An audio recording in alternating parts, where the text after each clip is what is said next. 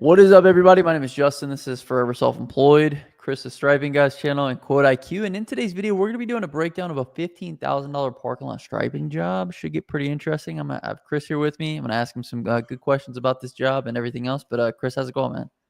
Man, it's going good, Justin. Everything's good. We're coming to the end of the season. Got a few more weeks left before the colder weather starts coming in. So we're still busy, but we're looking forward to starting next year off.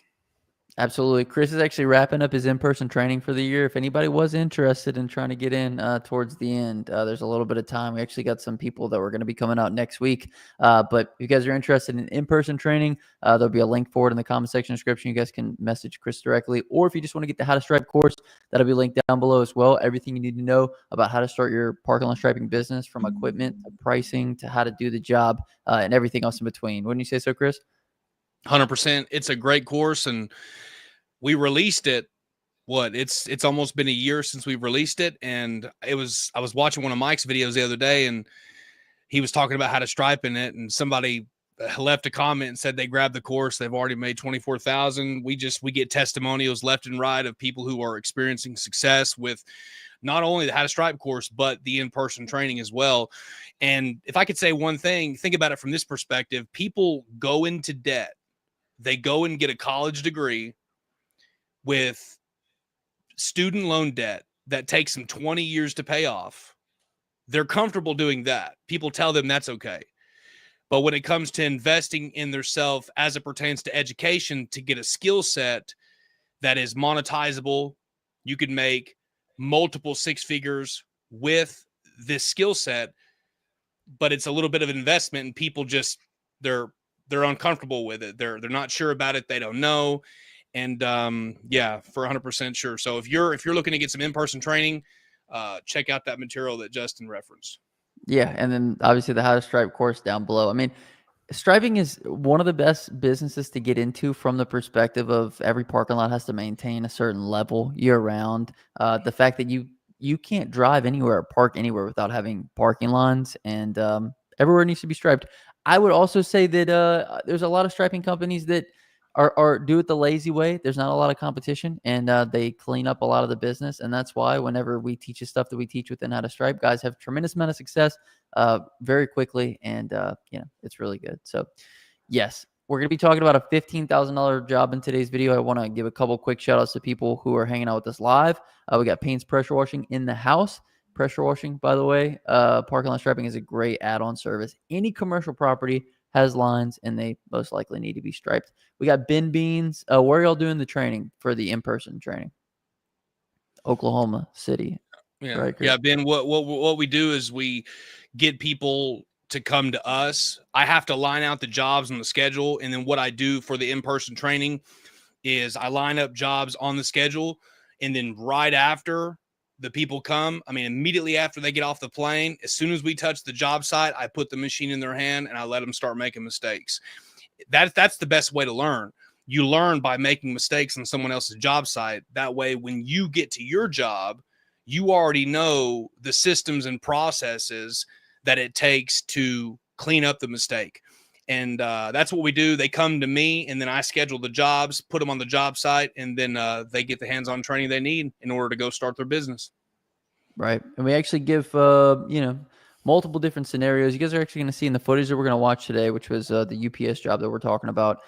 There was actually people doing in-person training. And so you guys are going to see Chris working with those people. So it's going to be pretty good. House of Pickle says, "Hey, big head." I don't know if she's talking to me or you, Chris, but either way. So Perry Burke, send me the information. Thank you, Las Vegas. Perry, it's going to be in the comment section description. One of the things that we found, and one of the things you'll find with your customers, like the more willing they are to provide information and actually seek you out, the more a better customer that you're going to have to deal with. Okay, so we don't send anybody information. If you're interested, it's going to be in the comment section description. And yeah, we'll take it from there. So Chris, with all that being said, let's go ahead and jump right into the video. I'm going to do a screen share here so we can go ahead and take a look at the job and kind of break it down for the people out there. So first and foremost, Chris, tell us what we're striping. Just give us a breakdown. What does this look like? Is it Okay, I can see it now. This is a facility center for one of our customers. We were doing the south side portion of the property. This is a massive property, absolutely huge. Tons of striping, tons of stenciling all around the property. This just happens to be the south side of the property, but there is docks all the way around the building where semi trucks park. And then what they had us do is just restripe the lines. They wanted them extended to be 53 foot from the building. That way, when the trailers went in there to dock, as you can see in the upper corner of the building, that way, whenever the trailers went in there, and then they were able to see the stenciling and the dock number behind the trailer without having to have the trailer over it. Okay, excellent. And so, like, I guess this is pretty typical with these types of jobs. They have huge bays and stuff like that. So, I mean, Chris, I don't know how much information you want to disclose with regards to who this was for or anything like that. You want to keep that pretty much under wraps or what? Yeah, I mean, it's not that I necessarily it's super secretive, but it was just this is our biggest customer and we service them frequently. So nothing too special. It's just for our biggest customer. It's a facility for a large trucking company, and they keep us busy for sure. Excellent, excellent. So, Chris, let's kind of get into how we land monster jobs. I mean, within anybody's description of a monster job, I think $15,000 may not be monster, but this is a large size job. So, in your personal opinion, how do we go about kind of getting in front of the right people and doing the right things in order to land something like this? Well, there is a specific systematic approach that you have to take. Typically, when you're dealing with smaller customers, $1,000, $2,000 jobs, really you're just touching the property, you're sending a quote, and then you're remaining in the prospect's eyes until they make a decision to either pursue your quote or to go with somebody else. With larger ticket items, you have to be more systematic in your approach. You have to understand that they could go with someone else. You don't want to be so high to where they go with someone else, but you don't want to be so low to where you miss out on an opportunity to make a substantial amount of money. When you're dealing with larger companies are more interested in a legitimate solution than saving money. The wonderful thing about these companies is that they have a budget allocated for projects just like this. And it's funny how we got this job in the first place. I got this job from a service channel company, and I got called out there to do some fire lane striping for an employee parking lot. They just wanted 4 or 5 little fire lane striping stencils on the property. And I told them, just looking at the property, that they had a more significant issue than just little stencils. The asphalt was deteriorated. The signs were not at the proper height. All this information that we teach in the How to Stripe course, I used that information that I teach in that course to position myself higher in their mind. And then as a result of doing that, I was talking to the decision maker who was there on the property that the service channel connected me with. They were so impressed in how I handled the situation. They said, we've got a project on the south side of the property right now that we already have a budget allocated towards, and we want to know if you could just give us a quote for that. And that's how we got this part of the project anyways, because they were so impressed in the selling process, in the communication process, that we got this job, and we still haven't even done the fire lane stenciling that they originally called us out there for. Right. So one of the biggest things with regards to landing large commercial jobs is being able to create a competitive advantage for yourself. And that's one of the ways that Chris does it, by being more informed than his competition. And so when you have the ability to speak to certain codes, I mean, Chris, you've done this time and time again, like going out there, making them aware of all the different things that they need to have on the property, and what kind of code standard those need to be up to. So maybe you kind of speak to that a little bit, like how, obviously it gives you a competitive advantage, but can you give us a couple of other instances where you've been able to kind of pull out what you know and take advantage of it? Yeah, 100%. What I do is I try to focus on what other people are not doing and then leverage that opportunity in order to position myself higher. Everybody's going to send a quote. Everybody's going to send a quote. And if they don't have enough lead flow coming in, they're going to be too desperate. But one of the wonderful things about us is I have a substantial amount of lead flow coming in, which I'm very thankful for. The Lord has blessed us tremendously. Since I have that lead flow coming in, it allows me to sell from such a position where I'm not desperate. And if you're desperate and you're trying to sell jobs to large ticket customers, they're going to be able to tell that you're desperate. You never want to appear desperate when you're selling jobs like this to your customers, because they're going to be able to tell that. Now, in regards to how I position myself, having a proper understanding of code violations, a large portion of our projects come from code violations. If you do not have the proper knowledge as it pertains to code violations, then you're limiting yourself by not utilizing the information as it pertains to code violations. When you leverage code violations, what that does is it allows you to position yourself higher in the prospective client's mind, because you're not just some guy in a truck without insurance, no good equipment or anything like that, who's just sending off a quote. The difference between me and someone else is I'm going to position myself as a subject matter expert. That way, whenever I touch their property, they can be sure that Chris knows what he's doing. He's offering a solution and he's going to satisfy my needs. That way, I won't have to worry when he gets done with that project. And that's what I tell our coaching clients all the time. You have to be able to position yourself a lot higher than the people that you're competing against. And when you do that, you will see a maximum ROI in your invested time and as well as your profitability. You also build trust with the customer. They're going to trust you more if you're somebody who actually knows what you're talking about. So I think a lot of times, not you guys, but just people try to get into these businesses. They don't do their homework. They don't study. They don't know the codes. They don't know all the different rules and things they need to do. They're like, oh, we'll just do it on a whim.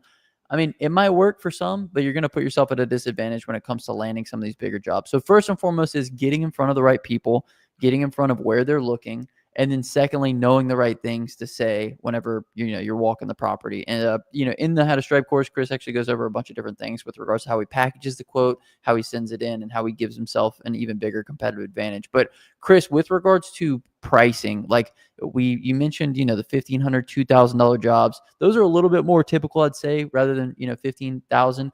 But what are the pros and cons to, a 15K job versus 2K? You know what I mean? Is there like downside to actually doing bigger jobs like this? Not necessarily, because with a lower ticket job, it's more of a mobilization cost, right? Because I have to allocate financial resources to paying people. I've got several people that work with me, and I've got to make sure that they're paid as well. Right there, you see my dad striping this job, doing all the stenciling. But on a smaller job, that's more of a mobilization charge. With a large project like this, we might be at a linear foot rate and price per stencil. But with a smaller job, we're going to be at a mobilization cost, meaning that it might take us an hour to do it, but to pull the trailer out, I've got to make $1,000. And you think about that from a business perspective. If it takes us a couple hours to do a job, I've got to make sure that the people that are working for me are paid a good rate. That way I can retain them as an employee. You don't want to pay people cheap and then just sit on a huge pile of money and not compensate them properly. So I've got to pay people. And then with a job, it could take 2.5 gallons of paint, but you can't buy it in 2.5 gallons of paint. You got to buy it in bulk. It might cost me $100 to do the job with supply cost. Then it might cost me $120 to do it with labor, depending upon how long it takes. And then if we do 3 jobs in a full day, I got to pay 8 hours. And then so with smaller jobs, you want to be at a mobilization rate. My target, I got to make $1,000 whenever I'm pulling the trailer out, because by the time I pay supplies, employees, taxes, and I walk away from the job, it could be $400 or $500. that's why it's important to have mobilization costs with smaller projects. With this job, though, it's super funny because I know a lot of people in the industry, and they told me that I might have charged a little bit higher than they would have, meaning they would have been a little bit cheaper. And my response to that is, well, why would I want to offer my customers a cheap solution? Nobody likes cheap stuff. I mean, if I gave you an option to buy a brand new pair of shoes and then, or you could pick the same pair of shoes that have 2 years of wear and tear on them, obviously you're going to pick the new pair of shoes. So it's all a matter of perspective. Why would I offer my customers less of a solution in order to make more money or less money in a shorter or longer period of time? The price was what it was. Originally, whenever I was going through the service channel company, I was like at $1.25 a foot because I knew that the service channel company was going to subcontract me and make a substantial amount of money off of my pricing. Therefore, when I was working through the service channel company, I was like 40 cents more.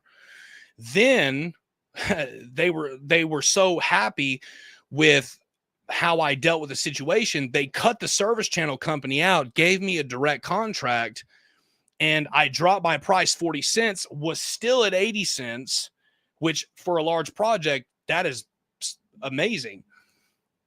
And I still made a significant amount of money. The only downside was we had to make 3 mobilizations.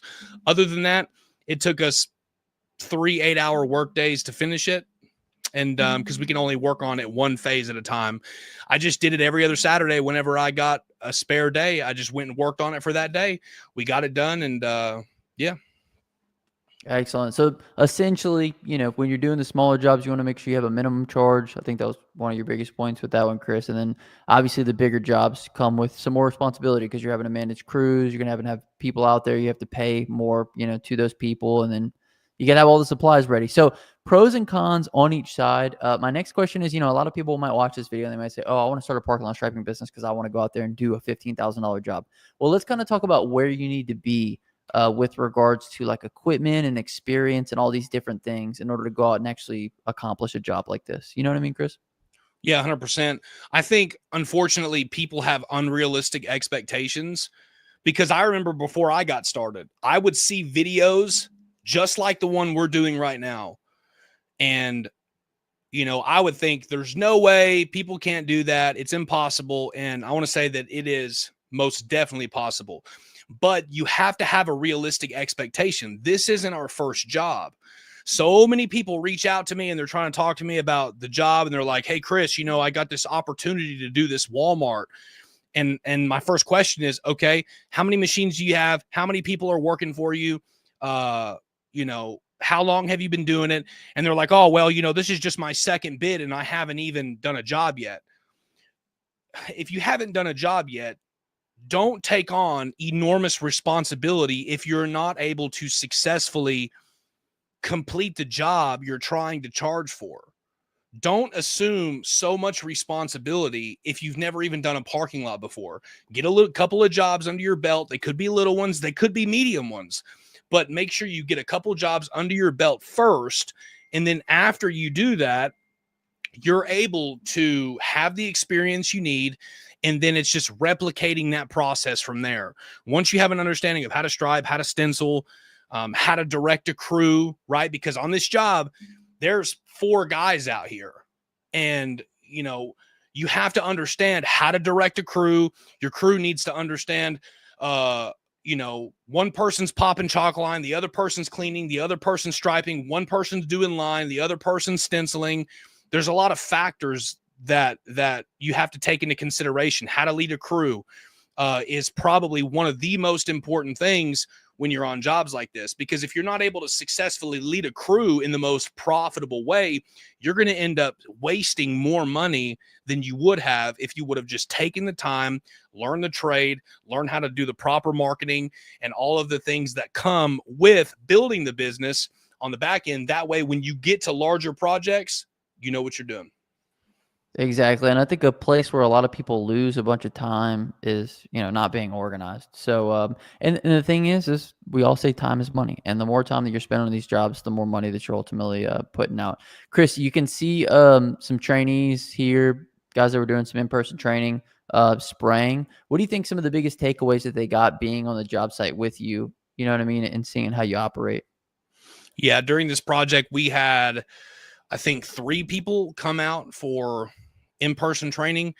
This was our first trainee, and he's already crushing it. He's quit his full-time job. He's already striping full-time, and I think we did this job 3 months ago.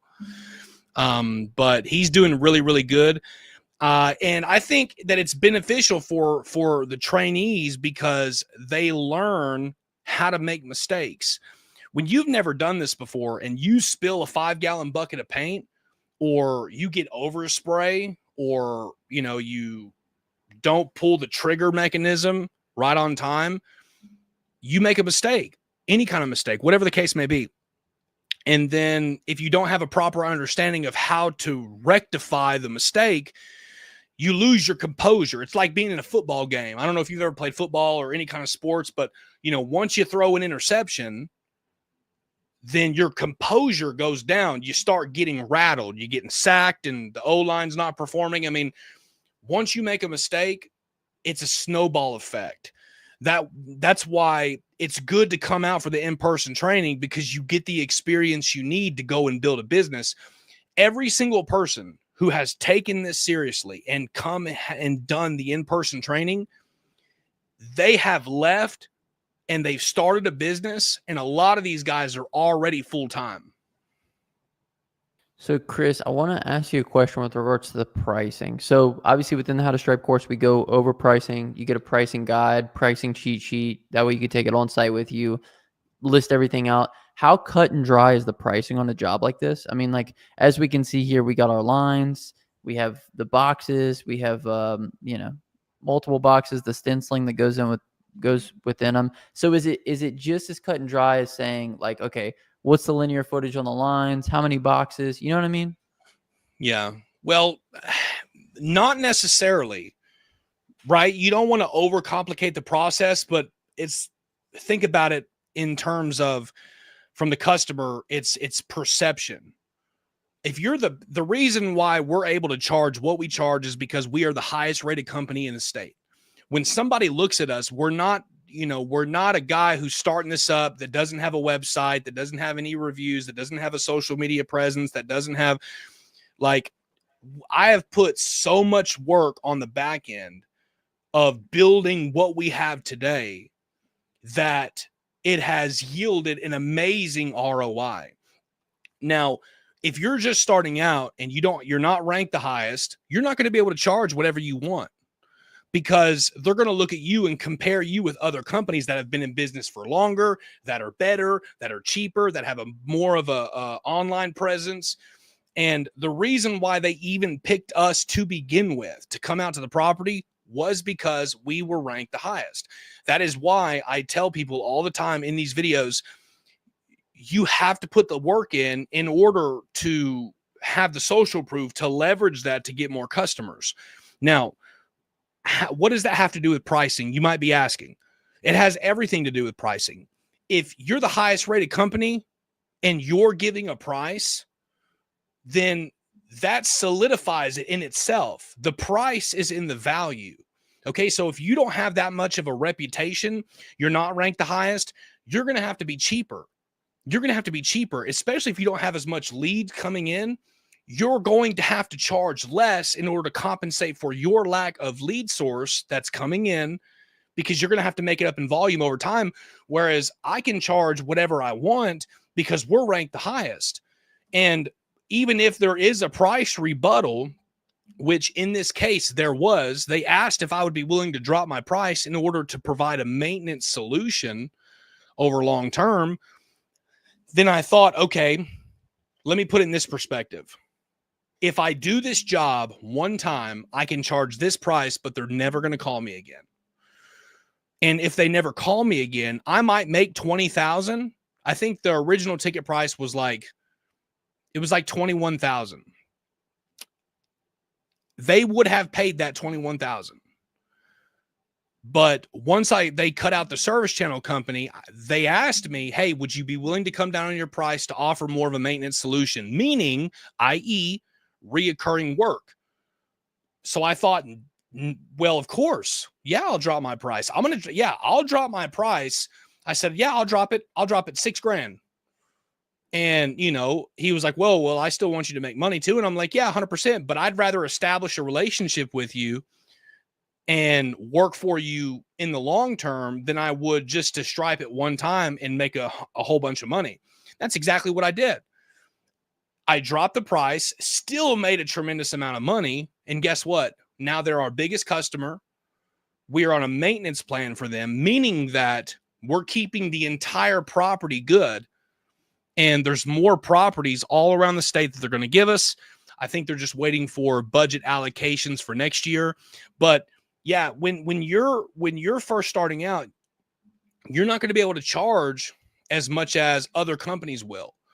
That's why in the How to Stripe course, we gave you a pricing guide. That pricing guide, see, I know people that do striping all over the nation, and I have had conversations about pricing with everybody. And I in the How to Stripe course with the pricing guide, you get a price range spectrum.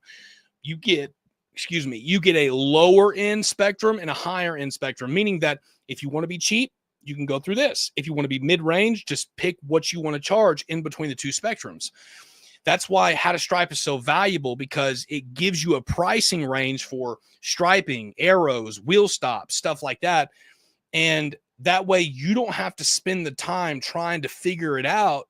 You just have access to that information that other people are already using in their business to make money. Right. So if you guys are interested, it'll be linked in the comment section description. Couple of different questions for you, Chris. So I guess pricing is always a moving target. One of the biggest things with pricing, as Chris mentioned, is there's a lot of factors to take into consideration, not just, a number on a page, but where you're located, what your lead flow is, how big of a company you are, how established your company is, how much work you currently have. All these different factors always go into pricing. One quick question, Chris, with regards to this job: how hard was it for you guys to paint over all these divots and stuff that you see within this concrete? Man, it wasn't that hard, but when the surface of the ground deviates from its regular, it will distort the fan pattern to some degree, but it wasn't too bad. It's just like you're seeing them right now. You have to go very slow. If you're going over an uneven surface, you have to go over it very slow. And so it wasn't too difficult, but it is definitely something that you need to keep into consideration, because if this asphalt parking lot is completely destroyed and it's so bumpy to where the lines are totally wavy, then you're going to have to stencil it, and there's a larger issue at hand because they need to fix their asphalt. But we've got so much work that we're going to be doing for these people. I mean, we've got one quote for their employee parking that's just waiting to get approved. That is an absolute monster of a job. So, yeah. Yeah. Okay. Well, beautiful. I was just curious if obviously this is what makes the in-person training invaluable. You don't have to go and do your first job and have this bumpy surface to, stripe on. And you guys can't see it here because like Chris is actually doing a really good job, and the guy that he's coaching is doing a really good job as well. But striping over these surfaces, man, all it takes is one little bounce and then your paint's all over the place and then the line looks jagged and then you're having to fix it, and it's just anyway, so this is a lot harder than I think what it's being portrayed as in the video. I want to go back to this, Chris, for a second, just so we can give a time frame. So towards the end here, we got a really good idea for what the scope of this particular portion of the job looked like. How long did this take, just for reference, for anybody wondering? It took 3 Saturdays because we had to do it in phases, because it's a large dock facility. It's the biggest facility in the state.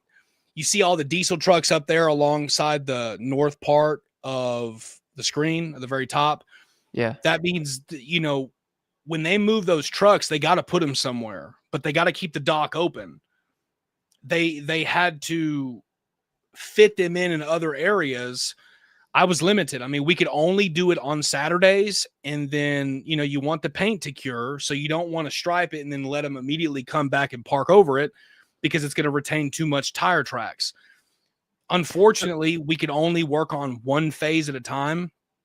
And the phases took us, it might not have taken exactly 8 hours, but from the process of loading up the trailer, getting to the job, setting the equipment up, striping, layouts, cleaning it, all that stuff, I'd say by the time we pulled back into the driveway, it was a full day.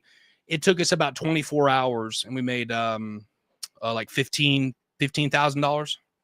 So I 24 would say hours. that this is another downside, though, to doing these type of jobs is just the logistics side of things. And I just want to make sure we paint a clear picture for anybody out there that's like thinking about coming into something like this. And it's like, oh man, this is super easy. I get out here with the machine, spray some lines, make a bunch of money. But the communication that had to go in, the planning that had to go in, and everything else in order to get something like this accomplished. I mean, I could imagine, Chris, that it was, it was probably a lot. Wouldn't you say so?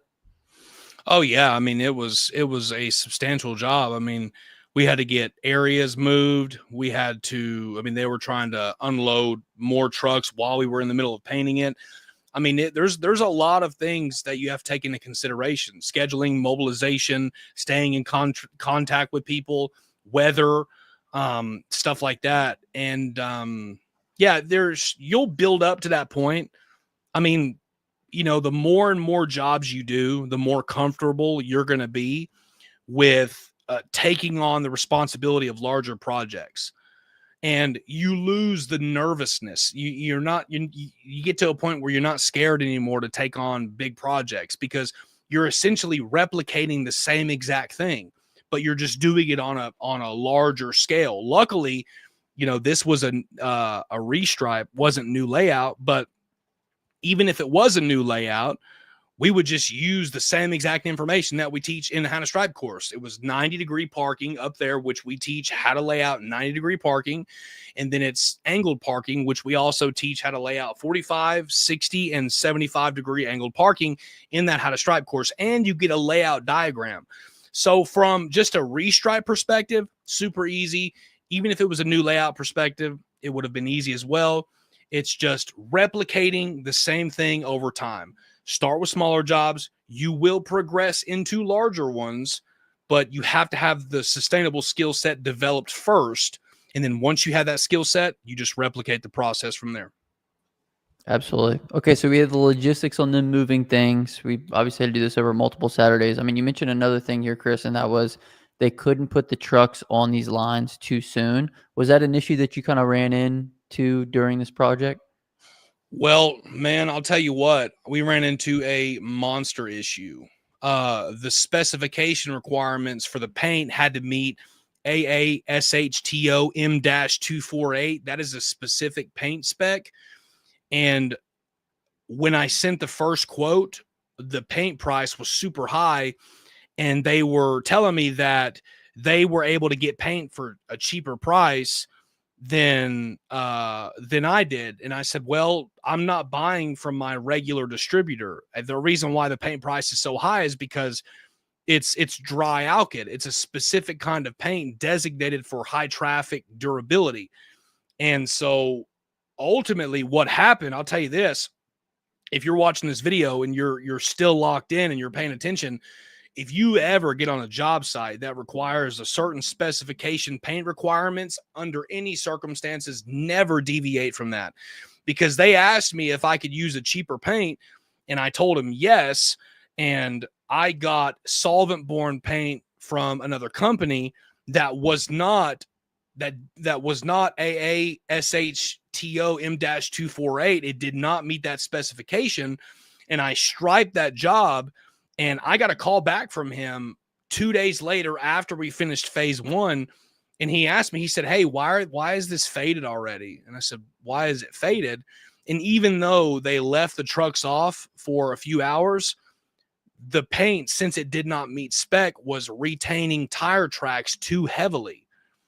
Well, from a business perspective and a mobilization perspective, you've got thousands of dollars invested in paint. You've got people that you're paying to do the job. You paid for the stencils. You paid for the paint. You paid to mobilize the crews. And now they call you back and they say, hey, this paint isn't working. And I went out there and I told him, I said, well, we didn't use the paint that was required in the spec. I used a different paint to be cheaper on the price. Well, ultimately, we had to rectify something. I asked a couple of people what they would do, and they said, oh no, they wanted to pick a different kind of paint, so I just let them do it. And of course, there are people that don't run companies, so they don't have an understanding of customer service. And I thought, man, I got to do whatever I can to make this right, because this is such a big ticket customer. I can't, do I want to lose 100,000, or do I want to pay and sacrifice the extra paint? Do I want to pay and get that paint? That way I could retry it and restripe it and see if it changed. Do I want to restripe it with the paint that meets the spec, or do I want to tell them, no, this is the paint you wanted, not going to do it, and then miss out on any work potentially in the future? So what I did is I restriped the first phase that you seen earlier in the video. I restriped that with the spec that met the specifications, and it most definitely I can see why we were supposed to use that paint, without question. However, though, it did rain, and then when it rained for a couple days, it cleaned off the lines because it was retaining tire tracks. When the rain hit the lines, it washed them off and made them look clean again. So I told him, hey, we restriped phase one. The rain hit the ground. These lines look good now. It's just tire track because it's not faded. And then after that, he said, okay, great. We're super satisfied. I sent him the bill, and then we got paid. This is the second job that we did for them. The first one was a crosswalk for about $1,800. So we did that, got the job done, got paid, and then we're just waiting to get more work from them, and there's tons of work left still to do. So I think the biggest thing is us just highlighting the fact that like there are tons of little things that go into, doing this kind of work and getting a job of this size. So I think that's beautiful, Chris. Like obviously, having to get the right paint. You had to redo a whole section, is what you said, right? Because it was with the wrong paint the first time. Yeah, it was with the wrong paint the first time, and I wanted to do whatever I can to make it right. I mean, I want to make sure my customers are satisfied no matter what. I mean, in every area, because customers are how we get paid, and I don't want to risk one customer having a bad experience. If one customer, now I'm not talking about just working for free, because a lot of people will want you to work for free, and I'm not just going to sit around and just work for free for unthankful customers who just want things for free all the time. But this customer was, they were cool. They were a good customer. They understood about the paint problem. I explained it to them and said, hey, we're going to do whatever we can to make this right and to satisfy you, because a core value in our company is essentially loving others as we love ourselves. And if I love myself enough to make sure that my needs are met, then I should love my customers enough to make sure that their needs are met. And that's one of the core values that we have in our company, is treating our customers like we want to be treated, essentially loving our neighbor as ourselves.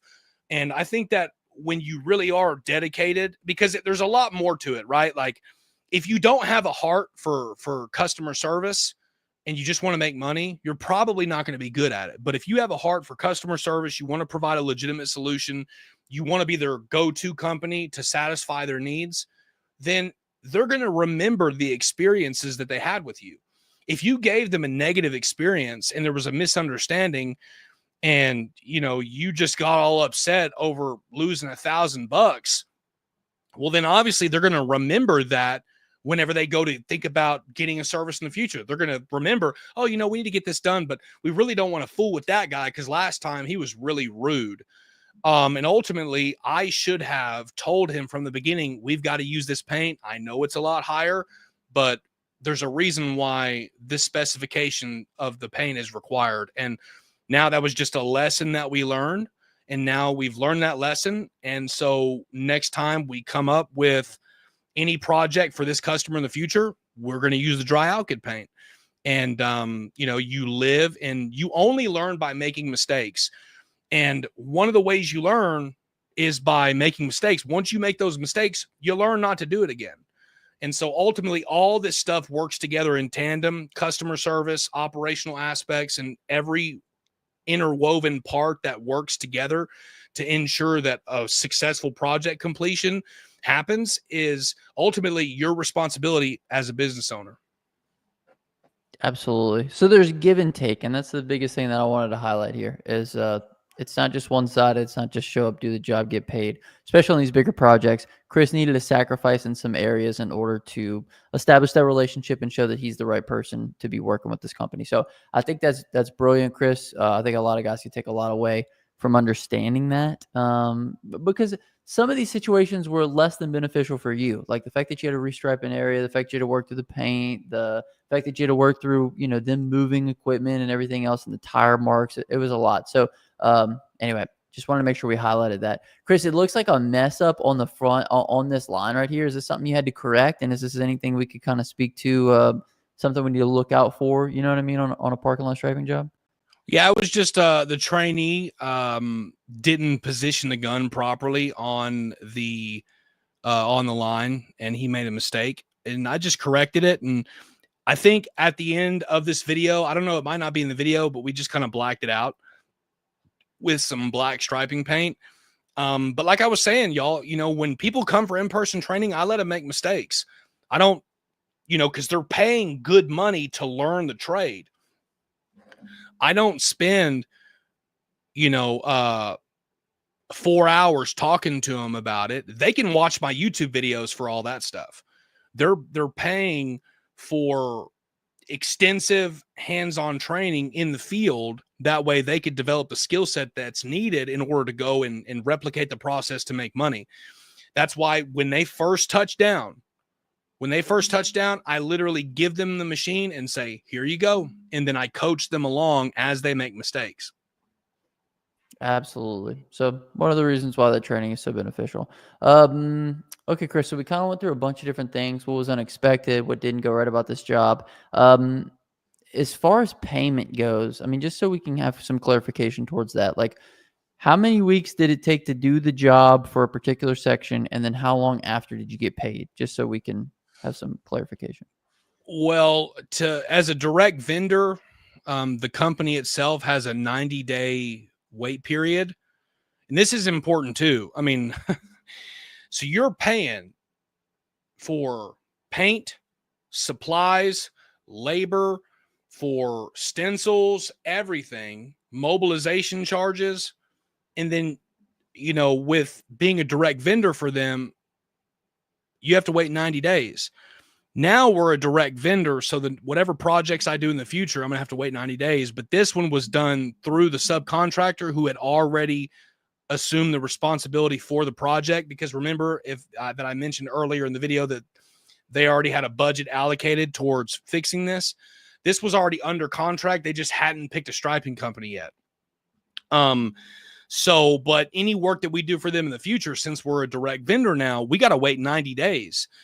Put that in perspective. If you guys are thinking about starting this up as a business and you're just doing this as a part-time thing, or, I get so many questions from guys that are like, Chris, man, I'm going to go full-time, man. It's ready to go full-time in this thing. When it costs you $4,000, if you're going to have to eat $4,000 and you're not going to get paid for 30, 60, 90 days, and you're going to have to sit on that supply cost, and you're going to have to pay that to accomplish the job. Think about that, because some people are in a position where if they do a job for somebody and they don't get that money right away, they're going to be in a position of desperation. Fortunately, the Lord is good to us, and he sustains our every need, and he's been a tremendous blessing to us since we started thus far, and he's never let me go without. So even though we might have to wait longer for some customers, that's why I manage our money like I do. I don't spend irresponsibly, just because I might have a certain amount of money in my bank account. I don't just look for reasons to spend. And I think that is a big mistake as it pertains to payment. Is some people just can't manage their finances in general. And if you can't manage your finances with a full-time job, then you're not going to be able to manage your finances in a business, because You have to correct the patterns. And if you're not able to save money working a full-time job, you're not going to be able to save money with a business when you're generating more income, because you've never fixed the habits that cause you to spend money in the first place. So if you already have negative patterns in your personal life with your income, and you blow your money on whatever it is that you spend, you're going to just do that to a greater degree the more money you make. That way, or with that being said, if you're going to go 60 days without getting paid, you need to make sure that you have money set aside to pay all your labor, because I can wait 30, 60, 90 days to get paid. The people who are working for me, they can't. They can't just go, oh, I'll wait, 60 days for when Chris gets paid. I've got to pay them now. I have to pay them to do the job. And then guess what? This isn't the only job that we do. I got work tomorrow and the next day and the next day, and they got to keep getting paid while I'm still waiting.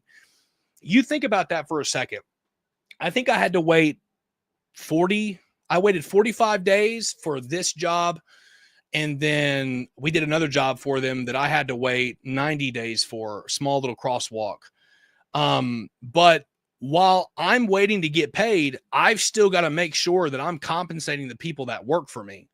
I can't just tell them, well, I got to wait till I get paid. And that's the difference between running a business and a company and then just, having a side hustle where your friend works for you and you could just tell them, oh, it'll be fine. I can just pay you whenever I get paid and all that kind of stuff. It doesn't work like that. When you have people that work for you, they depend upon you and they have bills they have to pay. So I have to make sure that they're compensated. My needs are met. I'm saving money. I'm keeping our company running and also trying to generate a profit at the same time. There's a lot of stuff that goes into things that people don't even see. That's why you have to be organized. Right now, we have a coaching group where I've got my guys, they got 24/7 access to me. They can call me at any time, about quoting, scheduling, all of the multifaceted things that come with running their company. And that's one of the things we're going to be talking about in our next session, is making sure that you're running a system that keeps track of your receipts, that keeps track of your expenses, your mileage, all that stuff you have to take into consideration, because small businesses fail, but a lot of them fail by lack of organizations and organizational skills and then getting paid. So if you can't afford to wait 60 days to get paid on a project, you probably shouldn't assume the responsibility of that project if you don't have enough money in your bank account to pay the people that are working for you, covering your operational cost, and then generating a profit as well. There's so much that is involved when it comes to doing jobs like this. It's not just, oh, I got a big job and, I'm going to do this job and we're going to make a bunch of money. And then no. It's going to cost you to do it first. And then after it costs you, you're going to have to wait to get paid as well. There's a lot that goes into jobs like this that, on 8-minute YouTube videos, you're not able to really cover. That's the reason why we do these lives, to give you guys a better understanding of how this really works in the operational aspect that's involved. Absolutely. Yeah, incredibly important. So, as Chris mentioned, a lot of things went into making this one happen. I do want to mention that you're paid in direct proportion to the amount of value that you can provide. And so it's not just the fact that this job is giant, it's the fact that all the other hurdles that Chris had to jump through. So, of course, it's going to pay more because Chris has to be more organized. He has to take more time out to plan things and coordinate things with the proper people. So a couple things that I wanted to mention there. There was one other thing I wanted to mention, Chris. Oh, just the fact that what Chris was talking about, being out all this money on labor, on material, on all these things, not having the payout for 90 days. Also having to schedule jobs that way he can get paid in the meantime. You know what I mean? Like that's one of the things we don't necessarily think about. But if all Chris did was these giant jobs, there'd be no payouts for months and months and months. And you got to make sure you get the bills paid and everything else. So a lot of different coordination. Chris, anything else we want to mention with regards to, any other aspects of this job? Yes. I wanted to mention one thing there. We mentioned earlier for the in-person training, there's a form that you guys can fill out, because somebody that was watching the live called me while we're doing the live, in the middle of the live, to talk to me about in-person training. We have a form that is in the comment section in the description that you guys can fill out. And then It's when your you fill number that right now, out, Chris. I don't think the form is in there right now. the form is not in there. Okay, we're going to put the form in there because, we're talking about doing in-person training. I'm not sure if someone knew that this was a live or not, but I got people calling me, leaving me voicemails right in the middle of a live that we're doing. But if you called and left me a voicemail, I am going to get back to you immediately. Just as soon as we get done with the live, I'm going to send you a text message, get on the phone with you, and then we can talk about the in-person training. I just wanted to clarify that. What was the question? Anything else? You said anything else? What? Yeah, anything else pertaining to this job that we kind of want to touch on before we wrap it up? Yeah, just understand that when you're running a business, people depend upon you. Whenever I first got started, there was no pressure. Okay. No pressure whatsoever. It was just, hey, I do a job. I make sure that, this job, it's 8 lines. I can remember whenever I would do a job with 8 lines, and I would be so terrified. Just, I didn't want to mess anything up. I want to make sure I get paid. But the more you grow, the more responsibility you assume. And when people depend on you, that's one of the biggest responsibilities in doing jobs like this. You have to understand that people depend on me now. When I first got started, nobody depended upon me other than my customers. Now, my customers depend upon me. Those that work with me depend upon me. My family depends upon me to supply our needs. And all this is given to us by God. I mean, James says every good gift coming from above, down from the Father of lights. And every good gift that we receive is given of God. I mean, I'm telling y'all, I pray my work in. I pray and ask the Lord to give me work. Therefore, I could take care of my needs and responsibilities. And I like to just say it's all because of just the wonderful skill sets that I have. But man, I do a lot of praying and asking the Lord to bless our work and bless our efforts and help us. And that way we could help other people. So that's the biggest key takeaway. When you see videos like this, and unfortunately, most people just click off, because their attention span is so short. They watch 2 minutes of a video, then click off, and then, they don't get the information. I literally made a video about that a couple weeks ago. If you're soft, don't watch it. But if you can take it, go watch that video. But understanding that people depend upon you, that's the biggest key takeaway. You are responsible for ensuring that other people's needs are met. That's the biggest key takeaway when you're doing big jobs like this. And then make sure you have enough money set aside to cover expenses, to cover paying people, to cover paint, supplies, emergencies, so on and so forth. Keep all those things in your mind when you're assuming big projects and responsibilities like this.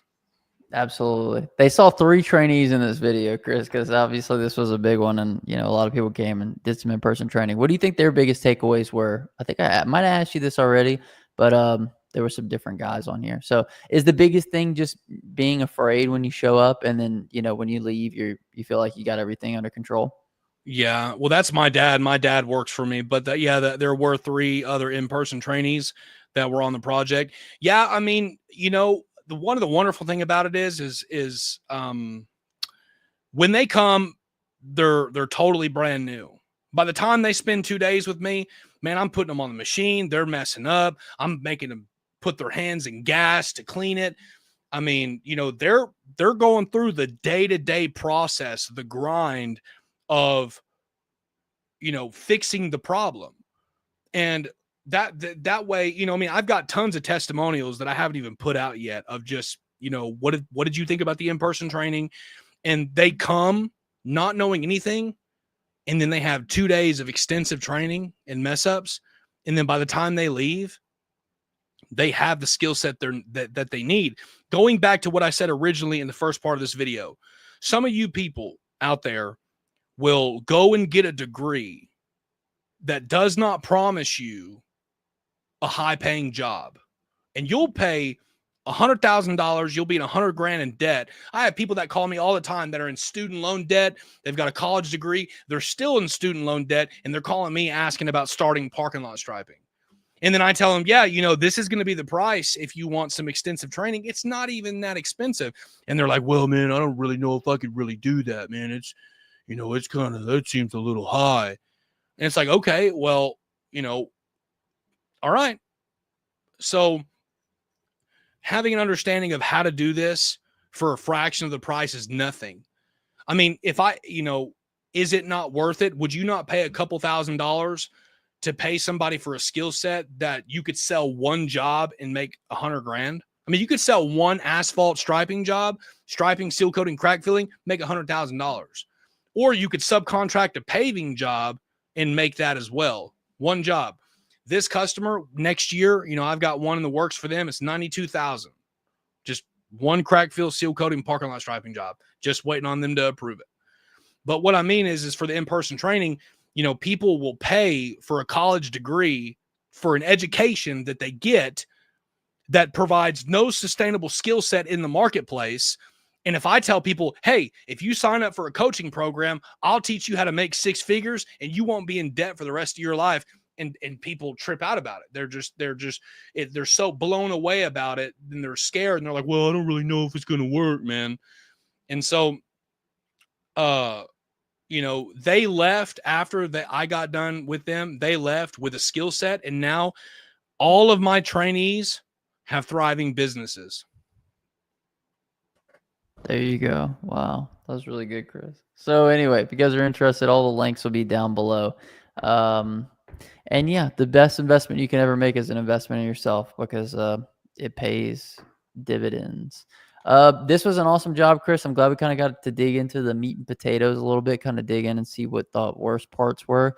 Like you said, there's going to be some more parts coming, so I can't wait to explore those with you. But for anybody who made this far in the video, what's the word of the day? Stripe. Dude, is that the best you got, Chris? Stripe? Stripe. That's the best I got.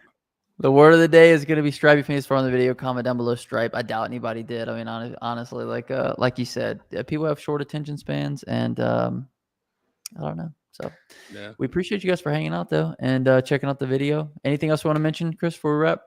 Yeah, if you guys are interested in grabbing How to Stripe, it is at a significant discount right now. They're running an amazing discount. I think if you get the whole package without the discount, it's like almost $800. But if you guys click on How to Stripe right now, you're still in here, you've been thinking about it, you haven't went forward yet, you're still undecided, I don't know how long they're going to leave the discount up for, but if you go and grab the entire package in the program right now, there is like $300 off, and instead of $797, it's like $548. That's almost $400 off. And you get 8 hours of training. You get a proven method of how I get customers and what I've done to generate a six-figure business. And you get a private group of 300 people. That way you have a community of people that you can glean information from, and you get legal documents, the striping contract, all that stuff. But you have to get the entire package to get the entire deal. And right now it's at a super discounted price.